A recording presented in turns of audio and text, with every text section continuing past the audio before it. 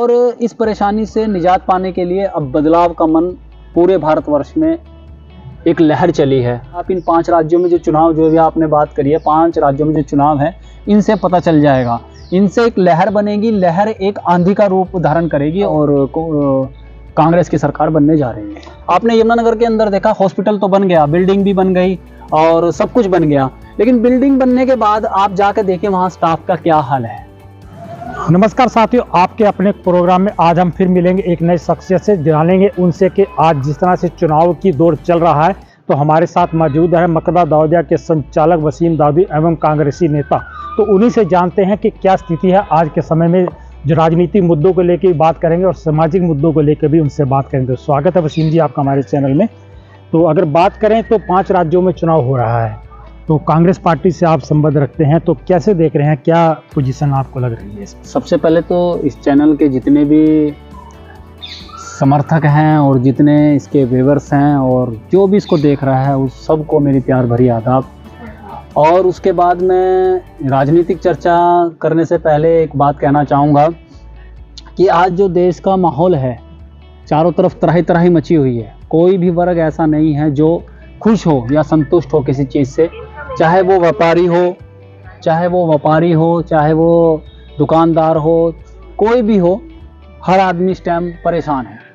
और इस परेशानी से निजात पाने के लिए अब बदलाव का मन पूरे भारतवर्ष में एक लहर चली है कि मोहब्बत की दुकान खोलने की एक लहर चली है कि मेरी भी ये विचारधारा है कि मंदिर से, मस्जिद से, गुरुद्वारों से, चर्च से, ये आस्था की जगह है और इनको आस्था की जगह ही रहने दी जाए।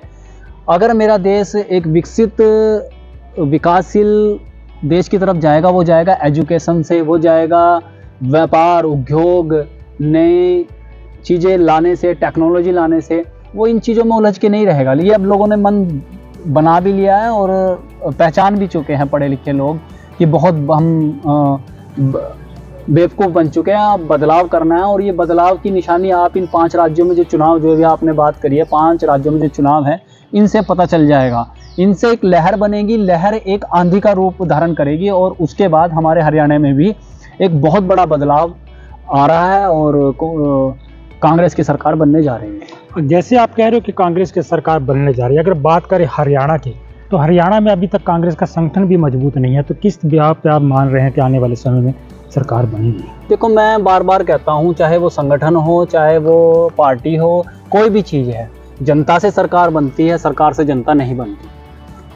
कितने ही संगठन बना लो और कितने ही कुछ प्रजेंडा अपना लो, कितनी ही सोशल मीडिया हैंडल पर या कुछ भी कर लो, जब जनता एक मन बना लेती है ना, तो वह बड़ी से बड़ी सरकार को और बड़े से बड़े ओहदे वाले इंसान को भी खींचने का काम करती है। और अब ये बात फिर दोबारा दोहराऊंगा कि जनता से सरकार है, सरकार से जनता नहीं। और हरियाणा के लोगों ने इस बात का मन बना लिया है कि अब हमें बदलाव चाहिए, अब हमें रोजगार चाहिए, अब हमें एजुकेशन चाहिए, अब हमें मेडिकल फैसिलिटी चाहिए। और इसलिए वो जनता ने मन बनाया है, ना कि ये किसी इंसान ने नहीं, क्योंकि जनता ही सरकार बनाती है, जनता ही सब कुछ लेके आती है। तो जनता जनाधार है और अब हरियाणा के अंदर जनता ने एक मन बना लिया है। तो सरकार तो दावे करती है हमने बहुत कुछ कर दिया, प्रॉपर्टी आईडी बना दी, लोगों को फैमिली आईडी बना दी, तो इससे माल कहना हक मिल गया और बड़े बड़े अस्पताल बना दिए। तो क्या लगता है आपको, ये सरकार झूठ बोलती है? आपने अस्पताल की बात की, मैं यमुनानगर पे आना चाहूँगा, यमुनानगर का वासी हूँ। आपने यमुनानगर के अंदर देखा, हॉस्पिटल तो बन गया, बिल्डिंग भी बन गई और सब कुछ बन गया, लेकिन बिल्डिंग बनने के बाद आप जाकर देखिए वहाँ स्टाफ का क्या हाल है, डॉक्टर्स का क्या हाल है। आप जाइए बिल्डिंग पे, आप जर्नलिस्ट हो, आप सुबह से शाम तक घूमते हो, आपको बहुत सारी बातें आप जान के अनजान और सुन के अनसुनी, देख के अनदुखी करनी पड़ती है, आपका काम है। लेकिन आप कभी हॉस्पिटल में जाइए, उस हॉस्पिटल की बिल्डिंग का तो बड़ा अच्छा लगेगा देखने में, लेकिन अंदर का जो दर्द है, आप स्टाफ का दर्द पूछना। जहाँ स्टाफ 10 काम कर रहा था, वहाँ 2 स्टाफ हैं। जहाँ डॉक्टरों की कमी है, ये बात होगी। और दूसरी बात आपने पूछी कि क्या बात पूछी थी आपने मेडिकल से हटके, कि मतलब क्या प्रॉपर्टी आईडी बना दी? हाँ, प्रॉपर्टी आईडी देखो। अब देखो, जिसकी जान पहचान है या कोई जानता है, अब एक मजदूर आदमी है, 550-600 रुपये उसकी दिहाड़ी है।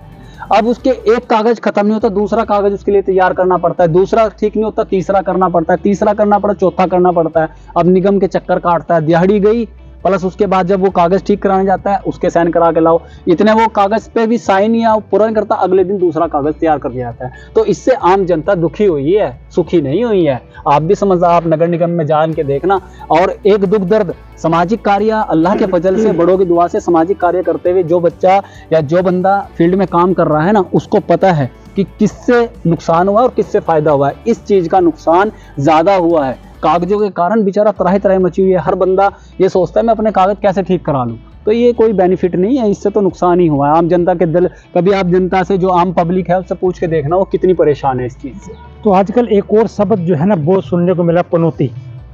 अगर कहे जाए तो पिछले दिनों जब राजस्थान में राहुल गांधी जी भाषण दे रहे थे तब भी ये शब्द सामने आया, तो क्या मानते हो? सबसे बड़ी बात है, देखो राहुल गांधी जी ने किसी का नाम नहीं लिया, आपने भी सुना होगा और मैंने भी सुना है कि राहुल गांधी जी ने किसी एक इंसान का नाम नहीं लिया गया, किसी भी इंसान का नाम नहीं लिया गया। अगर किसी को ओवर कॉन्फिडेंस है कि मुझे बोला गया है, वो एक अलग बात है, लेकिन नाम नहीं लिया। सिर्फ यही बात बोली है कि कोई बंदा आया, पनौती आ गया और वो मैच हरवा गया, या तो किसी ने नाम लिया हो तब भी बात कर। और इसी तरह अगर मान लो, ये तो राजनीतिक चर्चाएं हैं, राजनीति में भाई पता नहीं किसको क्या बोला जाता है, अभी पप्पू शब्द कितना इस्तेमाल किया जाता है, वो तो डायरेक्टली किया जाता है, ये तो इनडायरेक्टली बोला गया। और इस पर इतना बवाल मचाना, मेरे हिसाब से मैं तो नहीं कहूँगा, ये तो एक सोशल मीडिया हैंडल के हिसाब से कह लो या कुछ भी कह लो, ये कोई राजनीतिक मुद्दा नहीं है, ये तो कह चलती रहती है। और ये जो पप्पू वाला वर्ड था, ये तो बिल्कुल डायरेक्ट बोलते हैं, लेकिन अगर इनडायरेक्टली बोला, लेकिन इनडायरेक्ट भी किसी का नाम नहीं लिया गया उसमें। इस चीज को ज्यादा बढ़ावा देना मेरे हिसाब से तो ठीक नहीं है, मैं नहीं इस चीज की वो करता। वसीम जी, आप राजनीतिक भी हो, साथ में एक सामाजिक संस्था भी चलाते हैं, तो किस तरह से दोनों काम को मैनेज कर पाते हैं, अगर बात करें? देखो जी, बात सुनो, मैंने सबसे बड़ी बात की थी कि मेरा राजनीति में आना, सबसे पहले तो मैं पारिवारिक आदमी हूँ। मेरा अल्लाह के फजल से, आप लोगों की दुआ से, यमुनानगर के अंदर एक पार्लर है, वहाँ पे भी मैंने यही जब स्टार्ट किया पार्लर, अब मैं नहीं करता, 2013 से मैंने रिज़ाइन दे दिया था। तो मेरी सबसे बड़ी, मेरे जो पेरेंट्स ने, मेरे बड़ों ने मुझे सिखाया है कि परिवार से बढ़ के कुछ भी नहीं है। मैंने यमुनानगर के अंदर जो मेरे बड़ों ने सिखाया, एक परिवार की तरह काम किया है, दोस्त भी एक परिवार की तरह रखा है, क्लाइंट को भी परिवार की तरह रखा है, और राजनीति में भी अगर मैं आया हूँ तो एक परिवार की तरह आया हूँ। और राजनीति में पहले मेरा परिवार है, फिर मेरी राजनीति है। तो और सामाजिक कार्य के कारण मैं राजनीति में आया हूँ, क्योंकि बहुत से इंसान सोचता है, आपने देखा भी होगा, बहुत इंसान इस तरह की नॉलेज रखता है कि भाई मैं मेयर बन जाऊं, मैं पार्षद बन जाऊं, मैं एमएलए बन जाऊं। वो इस चीज़ को लेके काम कर रहा है, वो इस चीज़ को लेके काम करता है और इस चीज़ के लिए वो काम कर भी रहा है। लेकिन मेरा राजनीति में आना, मैडम कुमारी शैलजा जी की विचारधारा से जुड़ के काम करना इसीलिए है कि मेरे समाज में, मेरे यमुनानगर में, और मेरे जहाँ मैं रह रहा हूँ, जो मैं ओल्ड अमिदा में रहता हूँ, वहाँ पे कम्युनिटी सेंटर बन जाए, वहाँ पे पार्क बन जाए, वहाँ पे स्टेडियम बन जाए, और यमुनानगर के अंदर भी सुधार हो जाए। मेरी कोई पर्सनल चॉइस नहीं है, कभी मैंने पार्षद का चुनाव नहीं लड़ना। हाँ, अगर मैडम कुमारी शैलजा कोई मुझे जिम्मेदारी सोचती है और उनकी विचारधारा को बढ़ाने के लिए मुझे कई कदम उठाने पड़े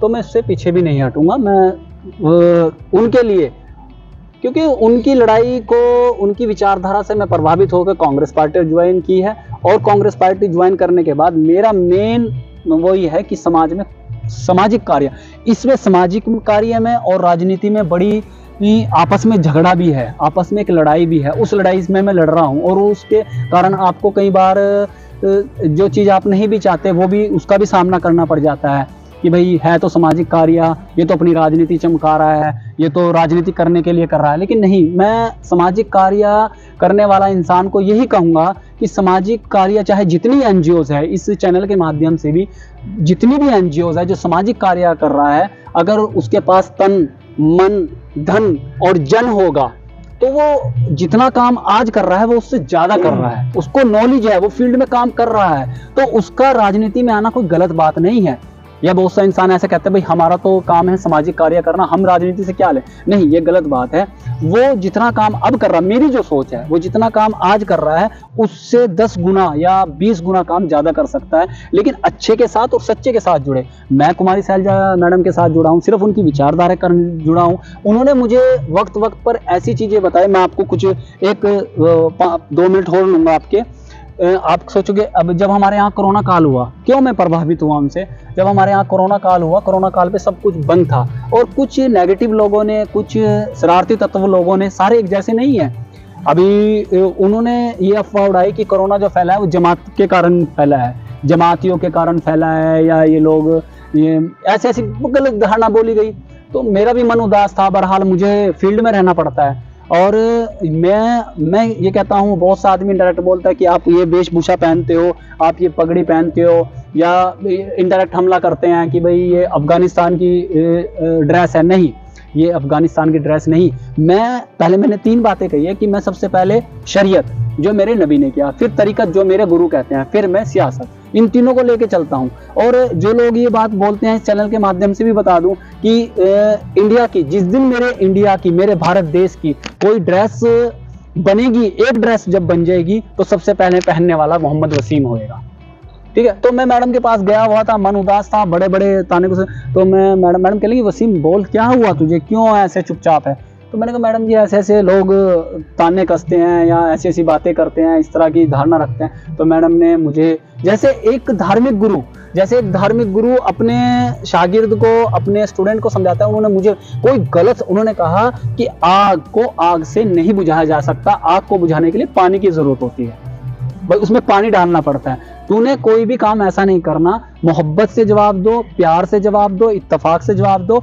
और जो नेगेटिव लोग, उनको कभी अपने मुंह से बुरा मत कहो, उनको बुलाओ, उनको बिठाओ, उनको चाय, उनको नाश्ता, उनके साथ मोहब्बत प्यार से, वो उनकी धारणा उनके साथ, तेरी धारणा तेरी धारणा। तो यही राजनीतिक होना भी चाहिए। और फिर दूसरी बात है, आईपीएस की पढ़ाई की हुई है। लोग कहते हैं कि हरियाणा में, ये बात बड़ी सुनने मिलती है कि हरियाणा में कुमारी शैलजा जी का क्या जनाधार है, क्यों सीएम घोषित करते हैं। यार सबका अधिकार है, वो आईपीएस की पढ़ाई छोड़कर एक बलिदान, चौधरी दलबीर सिंह जी की बेटी हैं, उन्होंने इतने बलिदान दिए हुए हैं, इतनी वफादार सिपाही हैं, तो क्यों नहीं बन सकते सीएम, बनने के पूरे हकदार हैं। और ये किसी 36 बिरादरी की नेता हैं, इसमें मैं ये कहना चाहूँगा।